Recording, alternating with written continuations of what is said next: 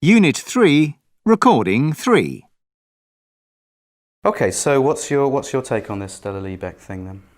Well, I think she was entitled to some compensation. What do you some compensation? What do you mean by some compensation? Well, I mean, let's be blunt about this. She burdened herself. She had to undergo medical treatment. Her family member had to take time off of work. What I find really interesting is when you just said that she burned herself. Now, not once did she admit that it was her fault. You've just said she burned herself, and that's exactly what I think. She burned herself, so she shouldn't get any compensation from them. Yeah, but David, the coffee was absolutely ridiculously hot. It's one thing for a company to serve hot coffee, but it was 180 to 190 degrees. Companies would not serve coffee that hot if the public didn't demand in the first place that they got really hot coffee.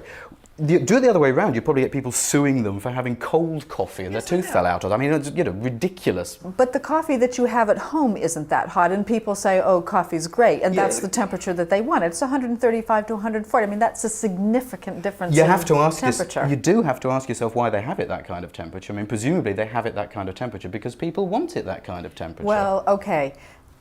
I think people want it hot, but you do have to realize as well that there have been approximately 700 cases of people being burned by scalding coffee. So, well, I mean, obviously restaurants and takeout food places have got to take this on board. They just can't sell it that There hot. may well have been 700 cases of people being burned by scalding coffee, but they didn't all sue, did they? I mean, she's the only one who sued. No, she's the most famous one because she got most money out of it.